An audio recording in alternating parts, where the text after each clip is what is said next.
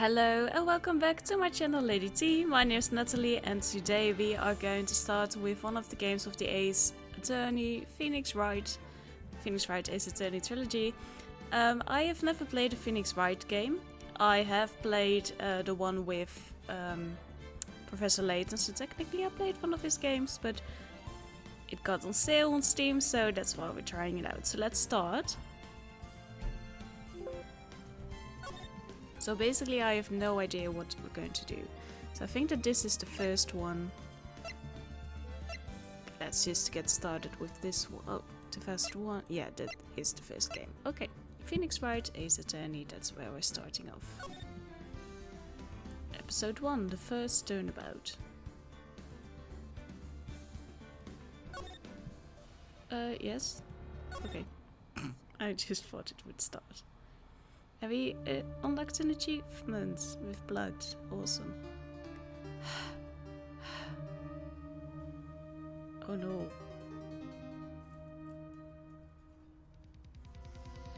Hi? Damn it. Why me? Well, why you? There's someone dead. I can't get caught. Not like this. I've got to find someone to pin this on. Someone like him. I'll make it look like he did it. Okay, well now we already know who did it. August 3rd, quarter to 10 AM, District Court, Defendant Lobby number 2. I'm probably going to feel it is very hard, so don't get mad at me. Boy, am I nervous. Right. Hello, Mia. Oh, hi, Chief. Phew, I'm glad I made it on time. Well, I have to say, Phoenix, I'm impressed. Not everyone takes on a murder trial right off the bat like this. It says a lot about you, and your client as well. Thanks? Actually, it's because I owe him a favor. A favor? You mean you knew the defendant before this case? Yes. Actually, I kind of owe my current job to him. He's one of the reasons I became an attorney. Well, that's news to me. I want to help him out any way I can. I just really want to help him. I owe him that much. It's over. My life, everything. It's all over. Is that your client screaming over there? Yeah, it's him. Death. Despair. Oh. I'm gonna do it. I'm gonna die. It sounds like he wants to die. Yeah. Nick! Hey. Hey there, Larry. Dude, I'm so guilty. Tell them I'm guilty. What? Give me the death sentence. I ain't afraid to die. What? What's wrong, Larry? Oh, it's all over. I'm finished. Finished. I can't live in a world without her. I can't. Who took her away from me, Nick? Who did this? Okay, hi, buds. Oh, Nick, you gotta tell me. Who took my baby away? The person responsible for your girlfriend's death? The newspapers say it was you. Okay. My name is Phoenix Wright. Here's the story. My first case is a fairly simple one. No, it's not. You just like to think so. A young woman was killed in her apartment. The guy they arrested was the unlucky sap dating her. Larry Butts. My best friend since grade school. Our school had a saying, when something smells, it's usually the butts.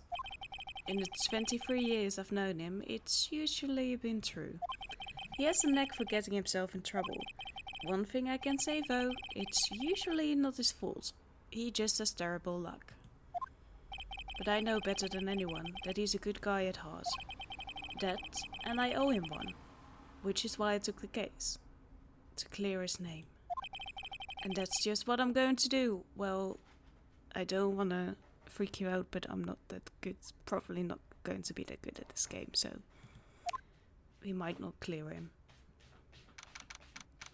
August 3rd, 10 AM, District Court, courtroom number 2. Oh, hello. Court is now in session for the trial of Mr. Larry Butts. The prosecution is ready, Your Honor. Oh, I've seen you in the Professor Layton game. The defense is ready, Your Honor. Mr. Wright? This is your first trial, is it not? Is it that obvious? Yes, Your Honor. I'm a little nervous. Your conduct during this trial will decide the fate of your client. Murder is a serious charge. For your client's sake, I hope you can control your nerves. Thank you, Your Honor. I'm not sure if you're supposed to say thank you to that.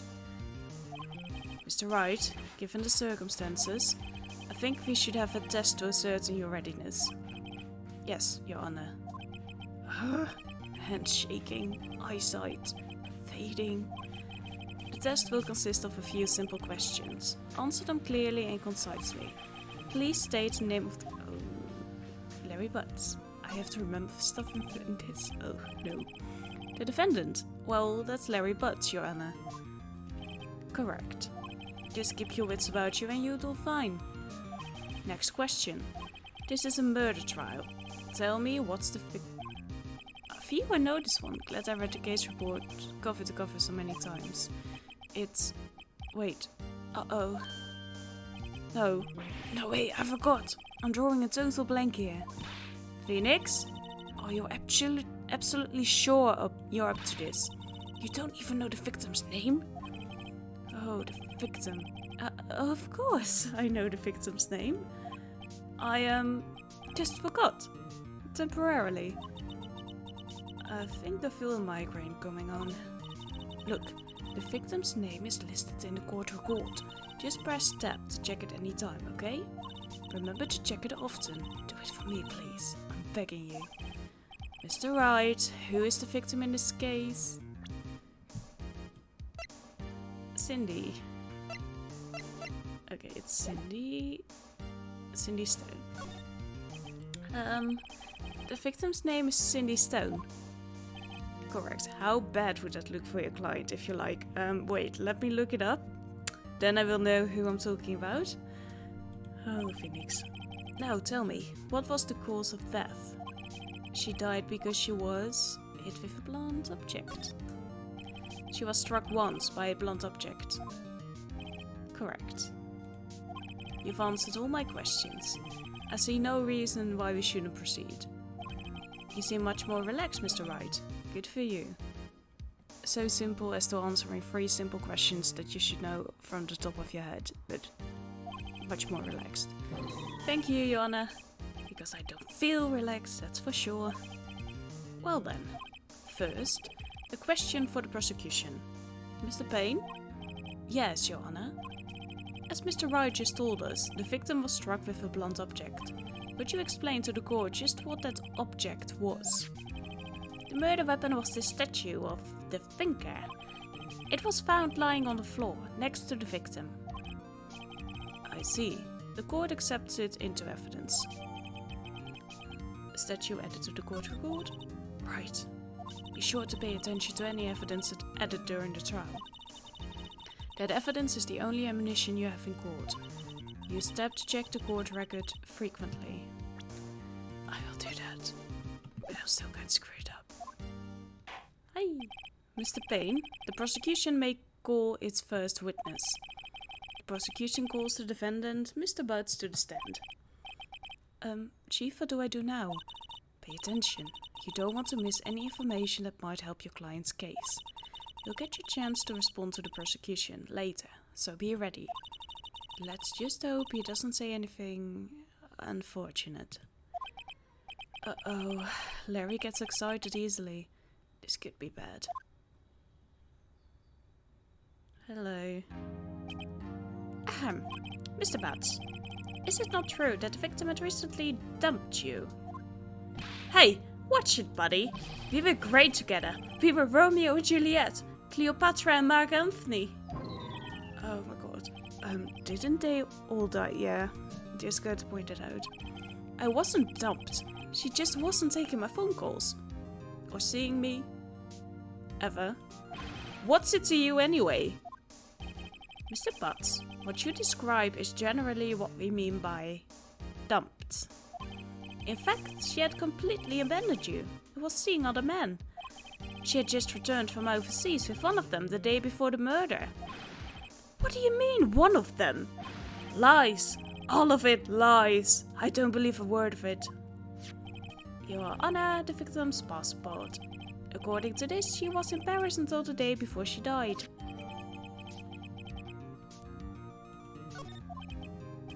Indeed. She appears to have returned the day before the murder. Dude. No way. The victim was a model, but did not have a large income. It appears that she had several sugar daddies. Daddies? Sugar? Yes. Older men who gave her money and gifts. She took their money and used it to support her lifestyle. Dude! Well, if he doesn't know that, then what is his motive for murder? We can clearly see what kind of woman this Mrs. Stone was. What? Whoa, are we going there, Payne? Tell me, Mr. Butts, what do you think of her now? Right. I don't think you want him to answer that question. Yeah, Larry has a way of running his mouth in all the wrong directions. Should I stop him from answering? Oh, objection. Oh, my client had no idea the victim was seeing other men. That question is irrelevant to this case. Oof. Wins. Dude, Nick, what do you mean irrelevant? But, seriously, that cheating oh my gosh, God. I'm gonna die. I'm just gonna drop that. Yeah, and when I meet her in the afterlife, I'm going to get to the bottom of this. But, let's continue with the trials, shall we? I believe the accused motive is clear to everyone. Well, he didn't know beforehand. Yes, quite. Oh boy, this is so not looking good. Next question. You went to the victim's apartment on the day of the murder, did you not? Well, did you or did you not? Huh? Well, maybe I did and maybe I didn't. That is not how you answer here. Uh-oh, he went. What do I do? Have him answer honestly. I know, I'll send him a signal. Tell the truth. Yeah, I was there, I went. Be honest about that. Don't lie about going there because they have evidence properly. Order. Well, Mr. Butts? Dude, chill. She wasn't home, man. So, like, I didn't see her. Oh my gosh. Your Honor, the defendant is lying. Lying? The prosecution would like to call a witness who can prove Mr. Butts is lying. Well, that simplifies matters. Who is your witness? The man who found the victim's body. Just before making the gruesome discovery. He saw the defendant fleeing the scene of the crime. That is a witness we should know about, right? Before the trial starts. Order! Order in the court. Mr. Payne, prosecution may call its witness. Yes, Your Honor. This is bad. On the day of the murder, my witness was selling newspapers at the victim's building. Please bring Mr. Frank Solwit to the stand. Does he look like the kind of guy who's selling newspapers, though? Mr. Solwit, you sell newspaper subscriptions, is this correct? Okay, yeah, he does look like that. Oh yes, newspapers, yes. Mr. Solwit, you may proceed with your testimony. Please tell the court what you saw on the day of the murder. Witness testimony, the witness's account. I was going door to door, selling subscriptions when I saw a man fleeing an apartment. I thought he must be in a hurry because he left the door half open behind him. Thinking it strange, I looked inside the apartment. Then I saw her lying there. A woman, not moving, dead. I quailed in fright and found myself unable to go inside. I thought to call the police immediately. However, the phone in her apartment wasn't working. I went to a nearby park and found a public phone, but you just said that you didn't want to go inside.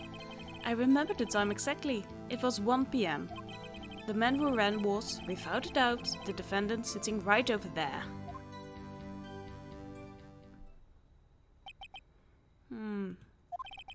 Larry, why didn't you tell the truth?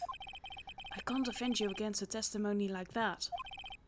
Incidentally, why wasn't the phone in the victim's apartment working? Your Honor, at the time of the murder there was a blackout in the building. Aren't phones supposed to work during a blackout? Yes, Your Honor. However, some cordless phones do not function normally. The phone that Mr. Saward used was one of those. Your Honor, I have a record of the blackout for your perusal. It was out from noon to 6 p.m. Okay. That covers it. Now, Mr. Wright. Yes? Yes, Your Honor. You may begin your cross-examination. Oh no, I've got to feel so it is. Cross-examination, Your Honor. You should know about this, Phoenix. Alright, right. This is it. The real deal. The part where I'm going to screw up. What exactly am I supposed to do? Why, you exposed the lies in the testimony the witness just gave. Lies? What? He was lying. Your client is innocent, right? Then that witness must have lied in his testimony. Or is your client really guilty? How do I prove he's not? You hold the key. It's in the evidence. Compare the witness's testimony to the evidence at hand. There's bound to be a contradiction in there. First, find contradictions between the court record and the witness's testimony. Then, once you've found the contradicting evidence, present it and rub it in the witness's face. Okay. That's exactly how I feel. Open the court record with tab, then point out contradictions in the testimony. Oh, I hate this. Wait. I was going door to door selling subscriptions when I just want to see what we have. Electricity to Mrs. Stone's building was out from noon to 6 p.m. The victim apparently arrived home from Paris on 30th of July, the day before the murder. Time of death between 4 p.m. and 5 p.m. Oh, but then that can't be true. Okay. I thought he must be in a hurry because he left the door half open behind him. Thinking it strange, I looked inside the apartment. And I saw her lying there, a woman not moving, dead. I quailed in fright. I found myself unable to go inside. I thought to call the police immediately, however the phone in her apartment wasn't working. It's near to find a public phone. I remember the times. No, wait. You found the body at 1 p.m. You're sure? Yes, it was 1 p.m. for certain. Frankly, I find it hard to believe. Your statement directly contradicts the autopsy report. The autopsy notes the time of death at some time after 4 p.m. There was nobody to find at 1 p.m. Oh, the puns. How do you explain this 3-hour gap? Oh my gosh. Oh, that. Oh, what? This is trivial. The witness merely forgot the time. No, he was very certain that it was 1 p.m. Frick you. After his testimony, I find that hard to believe. Thank you, Judge. Mr. Sawit, why were you so certain that you found the body at 1 p.m.? Gee, that's a really good question. Great job, Wright. Way to put him on the spot. That's all you have to do. Point out contradictions. Lies always beget more lies. See through one and the whole story falls apart. Wait, I remember now. Would you care to give your testimony again? Please don't. The time of discovery. You see, when I found the body, I heard the time. There was a voice saying the time. It was probably coming from the television. Oh, but it was 3 hours off, wasn't it? I guess the victim must have been watching a video of a tape program. That's why I thought it was 1 PM. Terribly sorry about that, about the misunderstanding. No, I see why that's wrong. No, I can contradict that. I know how to do that. Because there was a blackout, so how could she watch it? I see. You heard a voice saying the time on the tape program. Yes, I was really excited because I think I can do this. Mr. Wright, you may cross-examine the witness. Right. You know what to do. I've got this one. Yeah, I got this one, Chicky. I can do this. Oh, I'm so proud of myself. And it's only the first case.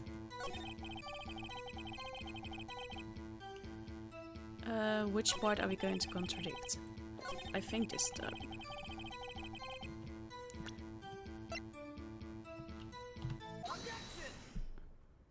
Hold it right there. The prosecution has said there was a blackout at the time of the discovery. And this record proves it. You couldn't have heard a television or a video.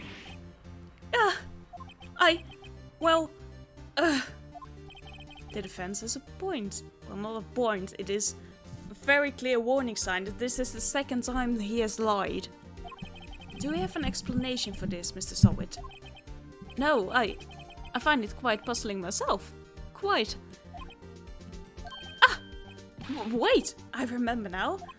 Mr. Sowit, the court would prefer to hear an accurate testimony from the very beginning. These constant corrections are harming your credibility. He's not credible at all anymore. Are we still... That, and you seem rather distraught. There goes his wig. My apologies, Your Honor. It must have been a shock of finding the body. Very well, Mr. Sowit. Let's hear your testimony once more, please.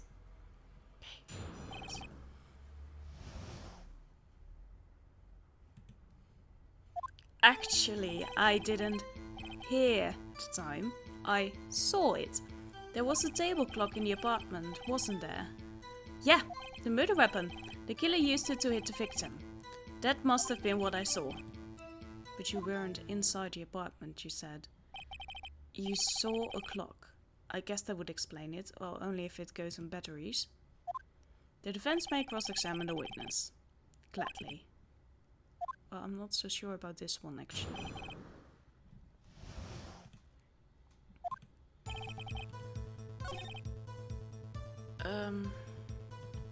You said...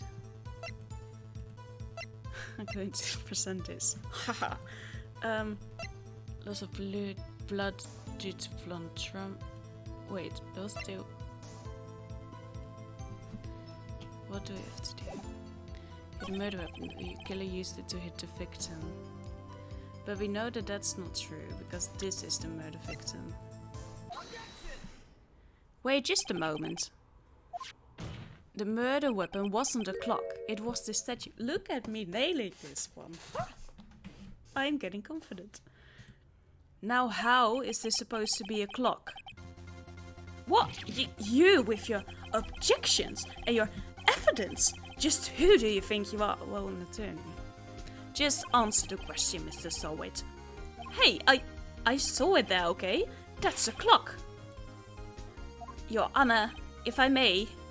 Yes, Mr. Payne. As the witness states, this statue is indeed... Oh, fuck. The neck is a switch. You just tilt it and it says the time out loud. As it doesn't look like a clock, I submitted it as a statue. My apologies. He wasn't inside the apartment, he said. I see. So the murder weapon was a table clock after all. Well, Mr. Wright, it appears that the witness's testimony was correct. This is a clock. Do we have any problems with his testimony now? Yes. Your Honor, there is a gaping hole in the witness's testimony. The only way he could have known the weapon was a clock is to hold it in his hand. Yet the witness testified that he never entered the apartment. Clearly a contradiction. Indeed.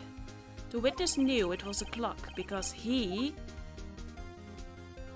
went to the apartment. You're lying. You were inside the apartment on the day of the murder. Oh yeah? Prove it. Prove I went in there.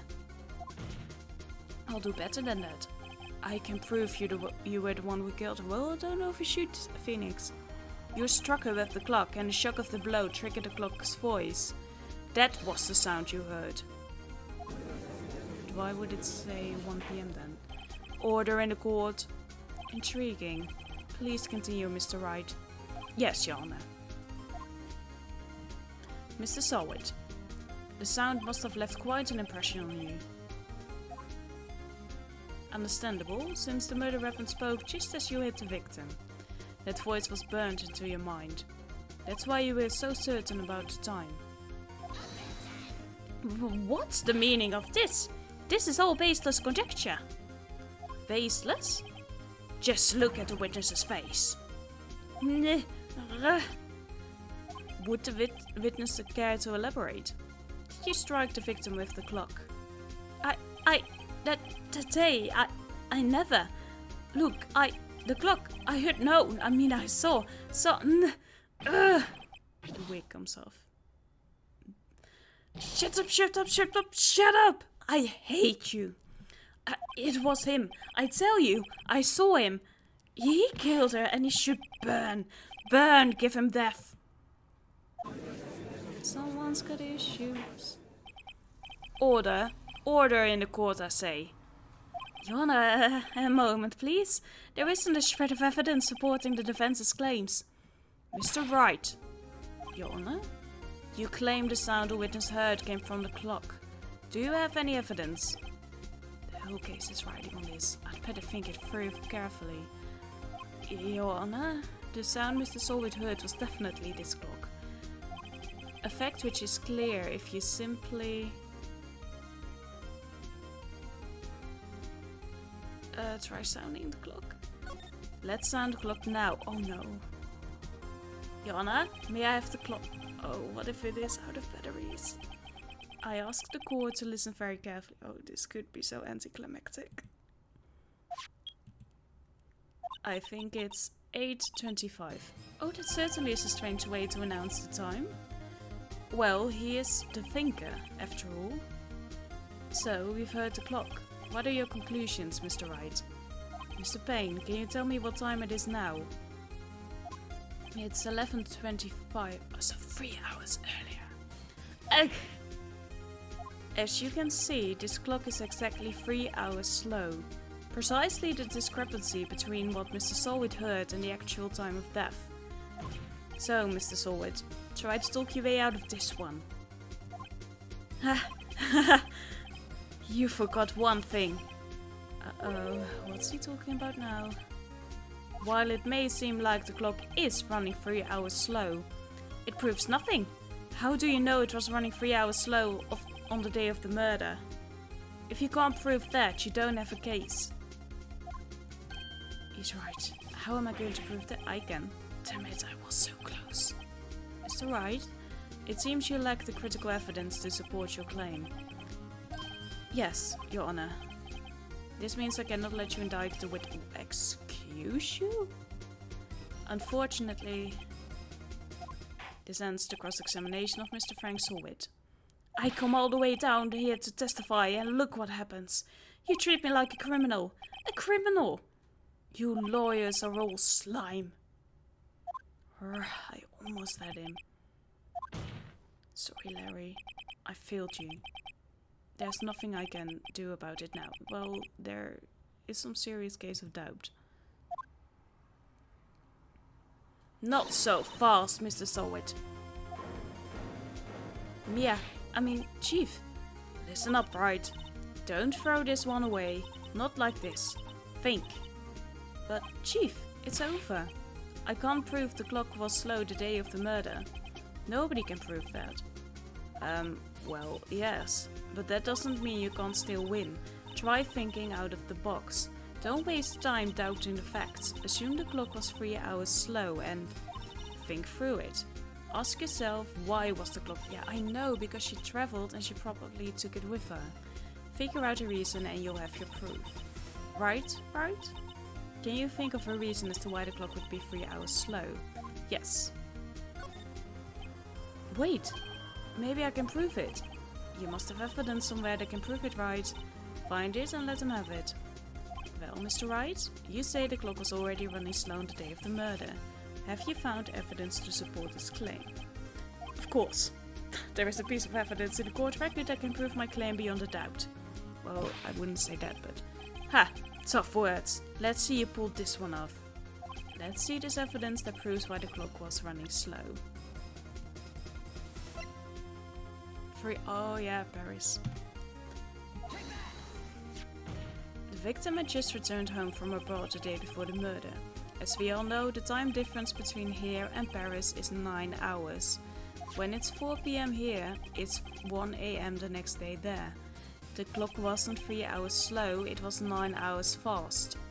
The victim hadn't reset her clock since returning home. That's why the time you heard when you struck her dead in her apartment was wrong. Proof enough for you, Mr. Solwit? Or should I say, Mr. Did It? Oh, Phoenix don't do that. Nyeh. Oh my gosh, that was a... Okay. Well, he killed him. Order! Order, I say! Well, this case has certainly turned out differently than we all expected. Mr. Payne, your witness? He was arrested and has been taken away, Your Honor. Very well. Mr. Wright? Yes, Your Honor. I have to say, I'm impressed.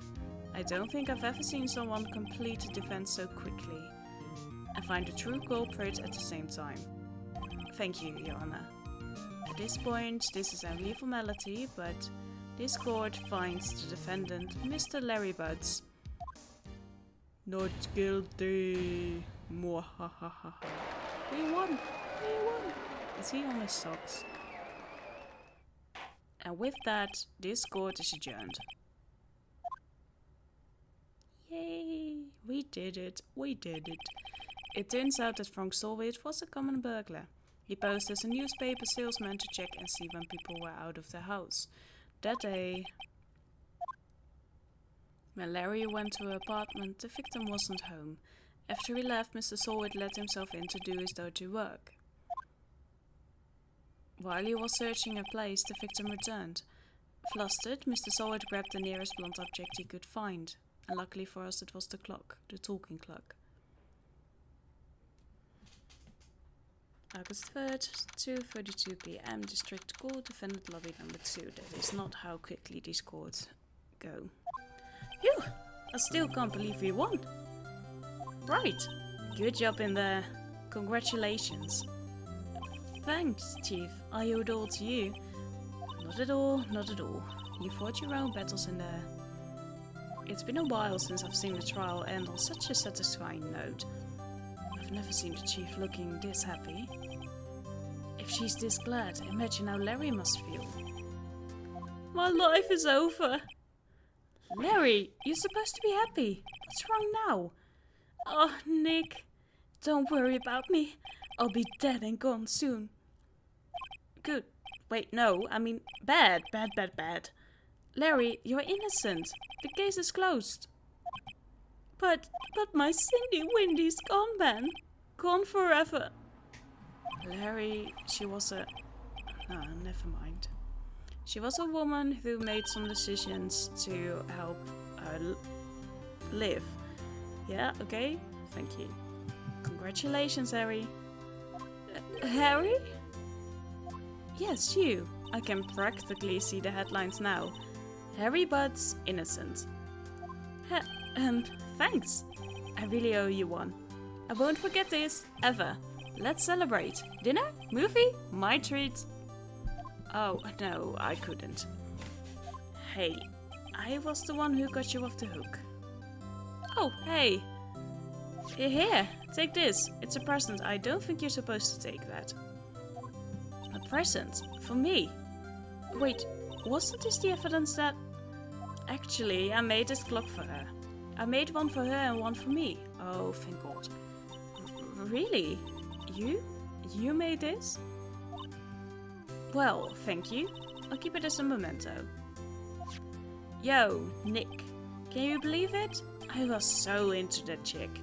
And she was just playing me for a fool. Don't that make you want to just cry? Larry. Are you so sure? Excuse me? I think she thought quite a lot of you in her own way. Nah, you don't gotta sympathize with me, okay? Oh, I'm not just sympathizing, really. Isn't that right? Right. Don't you have something to show your friend? Something that proves how she felt about him? Uh-huh, oh, yeah, right. What the heck is she talking about? Do you want Mantoni's badge?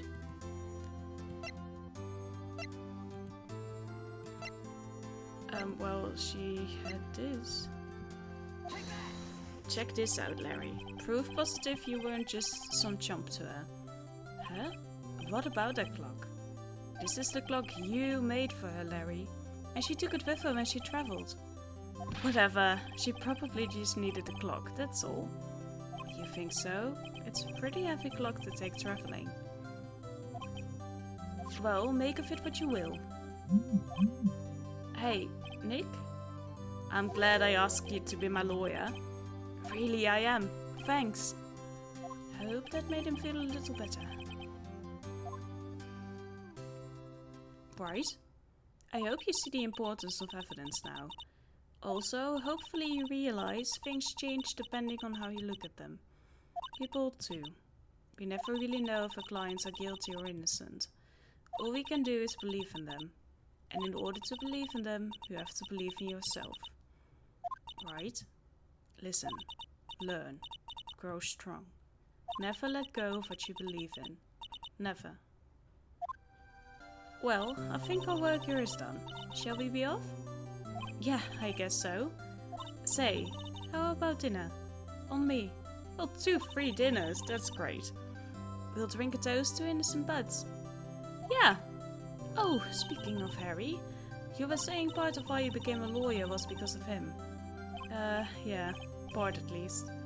You'll have to tell me more about it sometime. Maybe over drinks? Highly unprofessional, but okay. And so my first trial came to a close. Larry slapped me on the back and said, "Gee, Nick, it's good to have friends. But I'm pretty sure he's not going to pay us. Unless you count the clock he gave Maya." I didn't know it then.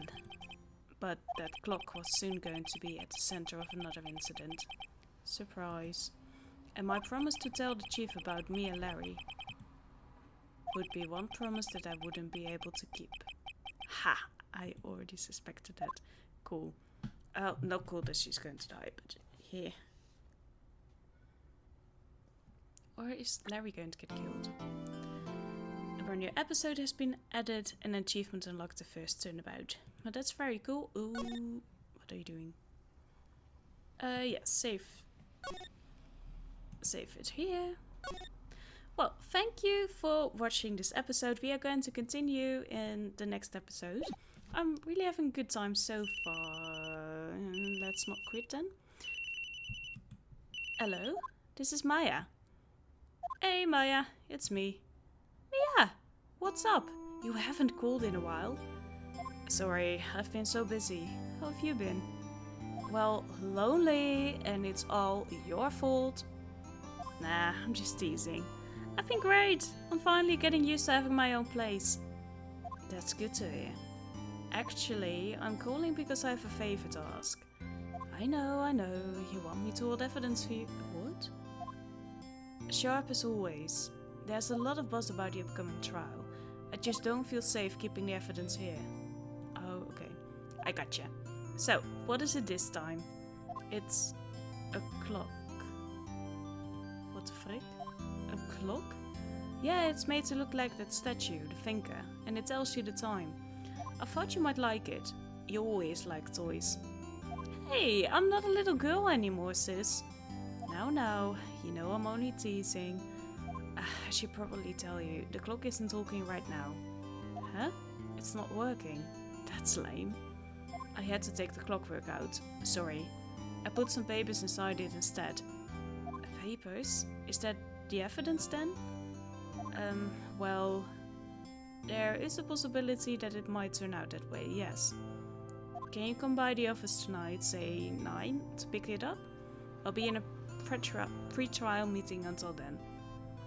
Okay, sis, but I expect dinner. Something good. Like burgers. I could really go for a good burger. Same. Okay, we'll hit the usual joint. Alright, it's a deal. Okay, sis, see you soon. Yep, I'll be waiting, Maya. Ew. Conversation recorded September 5th, 9 AM.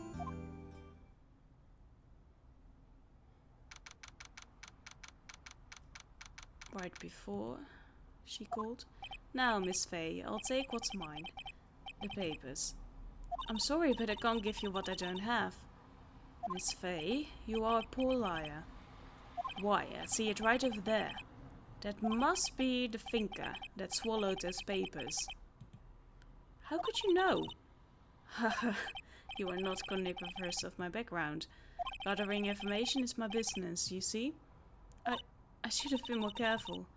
Oh, my dear Miss Faye, I'm so very sorry, but I'm afraid I must ask you for one more thing. Your eternal silence. Farewell, Miss Faye. Again. Oh, you look a little bit creepy.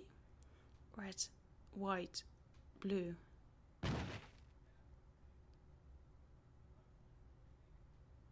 Well, this is a good spot to leave off. Goodbye.